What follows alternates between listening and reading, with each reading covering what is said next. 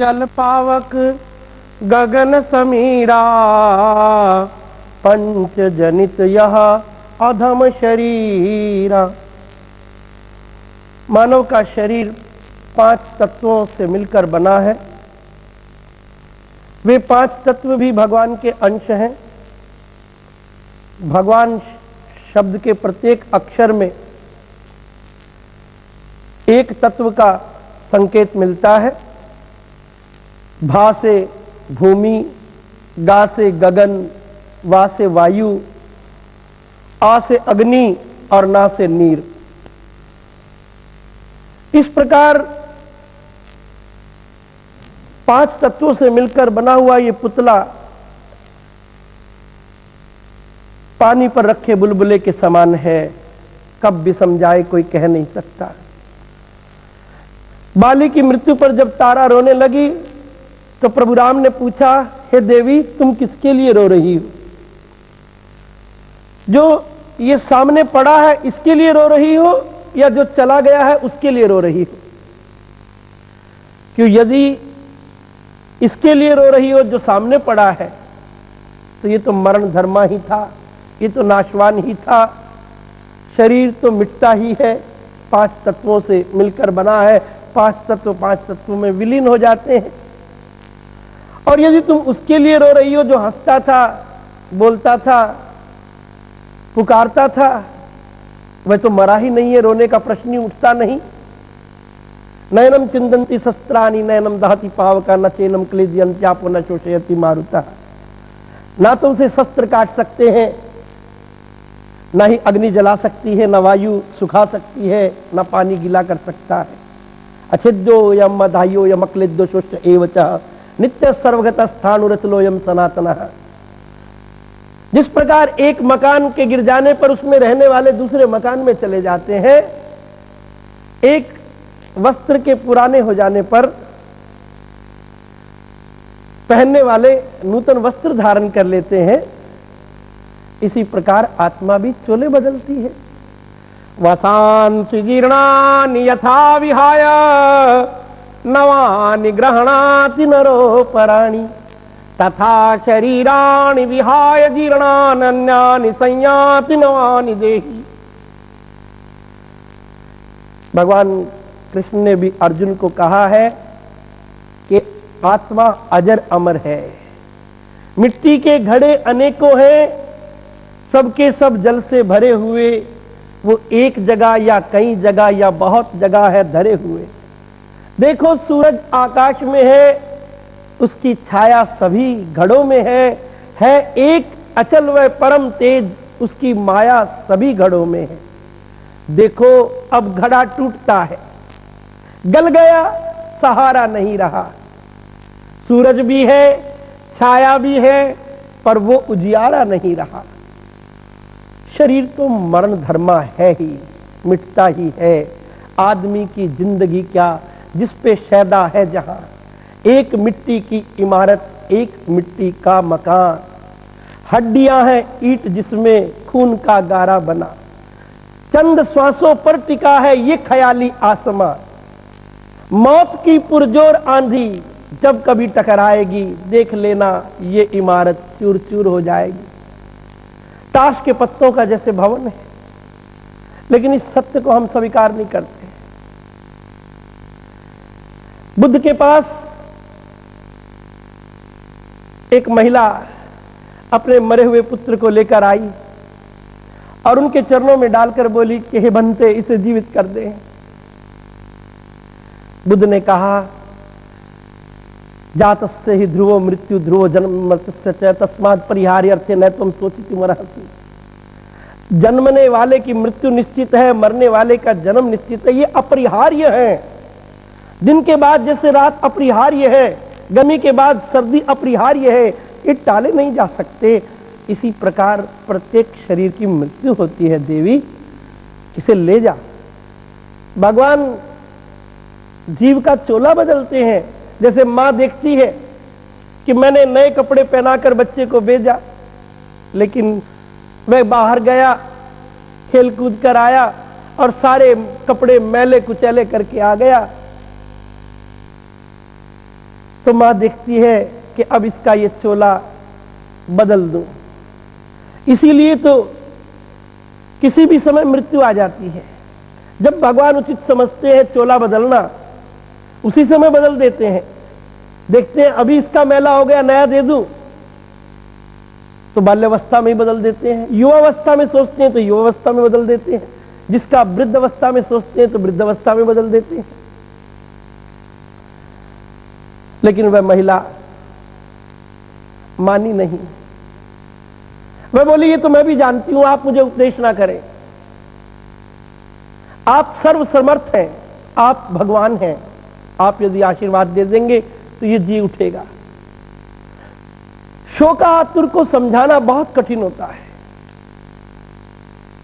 वह उसे ना कुछ सुनाई पड़ता है ना कुछ दिखाई पड़ता है, उसे बस जो चला गया उसी का स्मरण होता है। तो बुद्ध ने भी समझा इस देवी को युक्ति से समझाना पड़ेगा। उन्होंने कहा, अच्छा चलो तेरे पुत्र को मैं जीवित करता हूं, लेकिन ऐसा कर, तू कहीं से राई ले आ। बस इतना सुनना था। वह महिला तो उठी, बड़ी प्रसन्न हो गई, भागी। बुद्ध ने कहा, सुन, पूरी बात तो सुन के जा, इतनी उतावली क्यों हो रही है? राई लाना, लेकिन ऐसे घर से लेकर आना जिस घर में कभी मृत्यु ना हुई हो। उस महिला ने जल्दी में ठीक है कह दिया। बुद्ध क्या कह रहे हैं इसका अर्थ भी नहीं समझा, क्योंकि उसे तो प्रसन्नता हो रही थी कि बस बुद्ध ने स्वीकार कर लिया है, अब मेरा पुत्र जीवित हो उठेगा। वह भागी भागी अपनी पड़ोसन के पास गई और कहा, जरा राई देना, बुद्ध ने स्वीकार किया है, वो मेरे पुत्र को जीवित करने वाले हैं। महिला राई ले आई। फिर उसे ख्याल आया, पूछा, तुम्हारे घर में कोई मृत्यु तो नहीं हुई? महिला ने कहा, क्यों पुराने जख्म उड़ेड़ती हो? क्या तुम जानती नहीं, पिछले साल ही तो मेरे जेठ की मृत्यु हुई। ओह, फिर तुम रहने दो, उसने कहा। दूसरे घर में गई, इसी प्रकार कई घरों से उसने राय मांगी। किसी ने कहा हमारे पुत्र की मृत्यु हुई, किसी ने कहा पिता की, किसी ने कहा भाई की। धीरे धीरे ये सत्य उसकी समझ में आ गया कि ऐसा कोई भी घर बचा नहीं है जहां मृत्यु ना हुई हो। सांझ होते होते तक वह लौट कर आई और बुद्ध के चरणों में गिर गई कि अब आप मुझे उस सत्य का उपदेश दें जो अजर है, अमर है, अमिट है, जिसका नाश नहीं होता, और वह तो आत्मा ही है। मोह के कारण जीव नाशवान को भी सदा मेरे पास रहे, स्थिर रहे, ऐसा बनाना चाहता है। जो कुछ भी हमें यहां मिलता है परमात्मा से ही मिलता है, और परमात्मा अपनी वस्तु को वापस मांग ले तो इसमें हमारा क्या अधिकार है? एक संत का इकलौता पुत्र रुग्ण था। वे बाहर गए हुए थे, अचानक वो चल बसा। तो पत्नी ने सोचा कि स्वामी आएंगे तो उन्हें ये दुखद खबर कैसे दूंगी। उसने युक्ति सोची। जैसे ही संत आए तो पत्नी ने कहा, स्वामी, हमारे पड़ोस से, हमने जिन पड़ोसियों से सामान लिया था ना, हमारे यहां मेहमान आए थे, हम उनसे बर्तन मांग कर लाए थे, कुर्सी मेज मांग कर लाए थे, वो अपना सामान वापस ले गए। तो संत ने कहा, जिसका सामान है वो अपना वापस ले जाता है, तो इसमें परेशान होने की क्या बात है? तूने उनका धन्यवाद किया कि नहीं किया? पत्नी बोली, हाँ, उनका धन्यवाद किया कि उनकी वस्तु का कुछ समय तक हमने उपयोग किया, इसके लिए आभार व्यक्त करते हैं। अब उसने सूचना दी, स्वामी, अपना इकलौता पुत्र है ना, वो भी भगवान ने वापस ले लिया, उसी ने दिया था ना, वो भी वापस ले लिया। तो संत ने कहा, मैं समझ गया, तूने वे पहली वाली बात भी मुझे समझाने के लिए कही, अपने मन को भी ढाढ़स दे रही है और मुझे भी ढाढ़स दिला रही है। इसमें कोई संदेह नहीं कि सब कुछ यहीं से प्राप्त होता है, ईश्वर का है और ईश्वर का अधिकार है। ये बागीचा ही उसका है, हम तो 2 दिन के चौकीदार हैं, फूलों में पानी देने वाले। बागीचा भी उसका, फूल भी उसके, जिस फूल को वो चाहे तोड़ने का उसे पूरा अधिकार है। एक साहूकार के पास कुछ लोग ब्याज पर धन लेने आए थे। उन्होंने अपनी समस्या बताई तो साहूकार ने मुनीम को कहा, मुनीम जी पैसे की व्यवस्था करो। इतने में कोई खबर लेकर आया कि सेठ जी आपका जो पुत्र अस्पताल में रुग्ण था वो चल बसा। सेठ ने 2 मिनट के लिए आंखें बंद की, हरिओम हरिओम हरिओम ऐसा कहा, हरि इच्छा। वे लोग बोले कि आश्चर्य है, इतनी दुखद खबर, इस पर तो व्यक्ति पागल हो जाता है, छाती पीटता है, हाहाकार कर देता है, और आप जरा भी विचलित नहीं हुए। सेठ ने यह सुनकर मुनीम जी को कहा, मुनीम जी ने पैसा मत दीजिएगा, ये वापस नहीं लौटाएंगे। वे हैरान हुए कि हमने ऐसा क्या कह दिया। सेठ ने कहा, भाई पुत्र परमात्मा ने दिया था, थोड़े दिन हमने उसके साथ आनंद मनाया, लाड किया, खेले, ये उसका आभार है। जिसकी चीज उसने अगर वापस ले ली तो इस पर मैं दुख मनाऊं, परेशान हो जाऊं, तो इसका अर्थ यह कि मैं देना नहीं चाहता था। तुम भी मेरा रुपया वापस नहीं करोगे, यदि ये बात तुम्हें बुरी लगी है तो मुझे लगता है तुम वापस नहीं करोगे। वे क्षमा मांगने लगे कि नहीं, हमसे अपराध हो गया। इसलिए इस 2 दिन के दर्शन मेले से जो कुछ भी देखने को, खेलने को मिल जाए उसे उपयोग कर लेना चाहिए, अनुरक्त और आसक्त नहीं होना चाहिए। यही कबीरदास जी भी कहते हैं। आओ भजन सुने।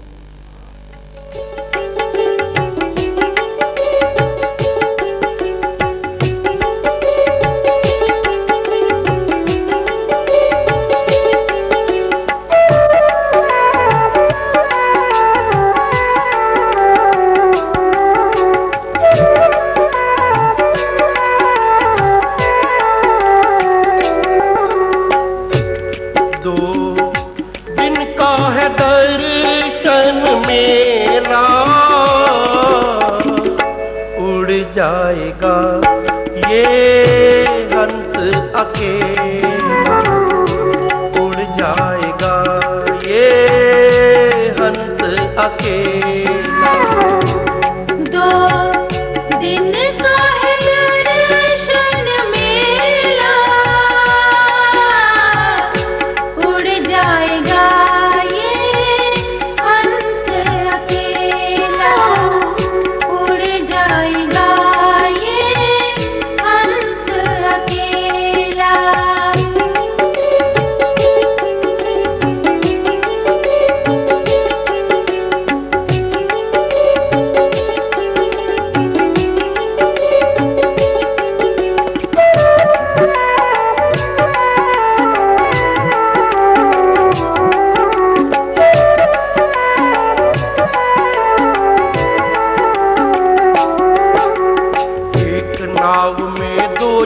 बैठे एक गुरु एक चेला, एक नाव में 2 जन बैठे, एक गुरु एक चेला। एक नाव में 2 जन बैठे, एक गुरु एक चेला। एक नाव में 2 जन बैठे, एक गुरु एक चेला। गुरु की करनी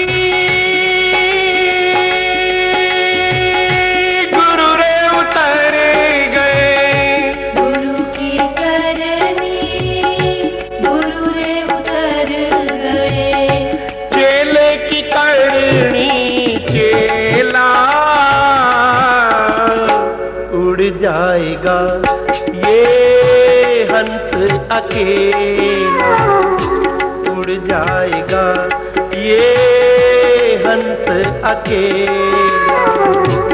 2 दिन का है दर्शन मेला, उड़ जाएगा ये हंस अकेला, उड़ जाएगा ये हंस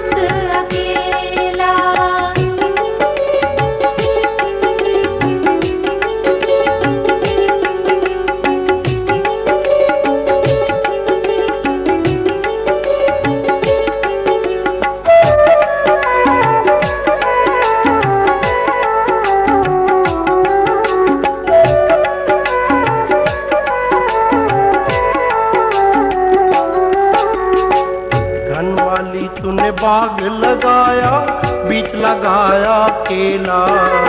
धनमाली तूने बाग लगाया, बीच लगाया केला। धनमाली तूने बाग लगाया, बीच लगाया केला। धनमाली तूने बाग लगाया, बीच लगाया केला। उस ही फूल को तोड़ लिया क्यों? उस ही फूल को तोड़ लिया क्यों? जो था फूल अलबेला, उड़ जाएगा ये हंस अकेला।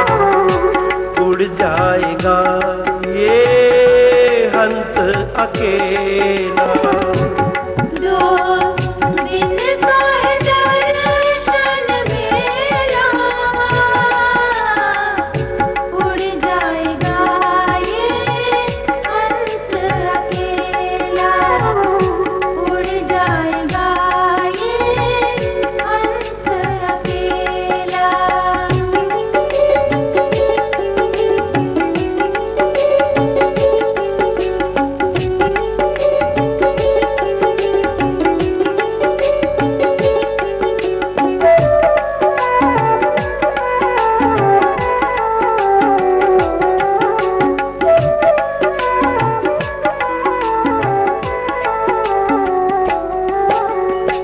कोड़ी कोड़ी माया जोड़ी, भर पाप का थैला। कोड़ी कोड़ी माया जोड़ी, भरा पाप का थैला। कोड़ी कोड़ी माया जोड़ी, भर पाप का थैला। कोड़ी कोड़ी माया जोड़ी, भरा पाप का थैला। कहत कबीरा सुनो भाई साधो, कहत कबीरा सुनो भाई साधो। संग चले ना अधेला। उड़ जाएगा ये हंस अकेला। उड़ जाएगा ये हंस अकेला।